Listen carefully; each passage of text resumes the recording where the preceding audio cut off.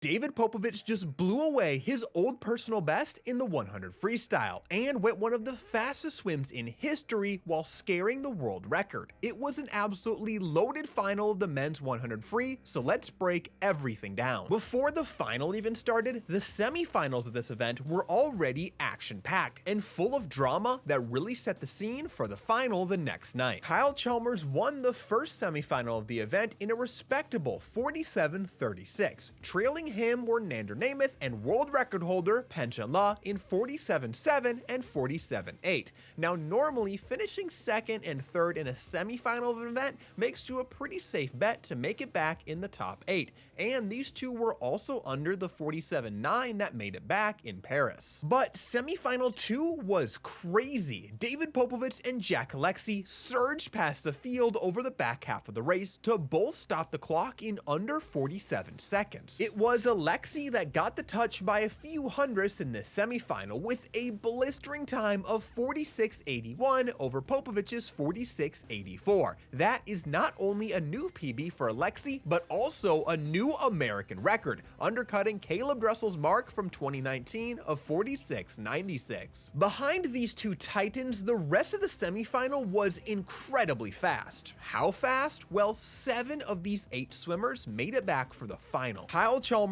was the only swimmer from the first semifinal to make that top cut, which means that world record holder Pancham La would be out of the final and watching from the sidelines. That semifinal race between Alexey and Popovici also marked the first time that 2 swimmers ever broke 47 seconds in the same race. That didn't even happen back in 2009. The next day during the final, the stage was set between the 3 frontrunners, David Popovici, Jack Alexey, and Kyle Chalmers. These 3 lurked in the middle of the pack off of the start, not leading the race from the front, but also not letting the field take off. At the turn, it was Guy Karib and Igor Kornev leading the way. Right after the turn, it was clear that Popovici was turning on the jets as he started to emerge from the field with a lead. As Popovici got clear of the field, Chalmers and Alexey made their moves. Alexey made a late run at Popovici, but it wasn't quite enough. 46-51, another world title as David Popovici reclaims both of his titles from 2022 to complete the 100 and 200 freestyle double for the second time. Alexey was under 47 seconds yet again with a time of 46.92, while Chalmers added a bronze to his 100 free medal collection with a time of 47.17. What's interesting is the fact that all 3 of these swimmers actually had very similar race strategies. They're not the leaders on the way out, but they don't sit too far back. At the turn, they occupy the 3rd, 4th, and 5th positions. This was something that hindered Popovici and Chalmers in Paris, as at the turn there, they were in 7th and 8th. Then, these 3 turn around and have the 3 fastest second 50s of the entire field, although clearly Popovici is in a class of his own right here. And while we're looking at splits here, let's take a look at how David Popovici managed to drop from his best time ever and reset his European record. The difference was on that first 50. Here, he was out in a 22.94 compared to a 22.73. Then he was a bit slower on the second 50, 24.02 to 23.98, but that is still some insane closing speed.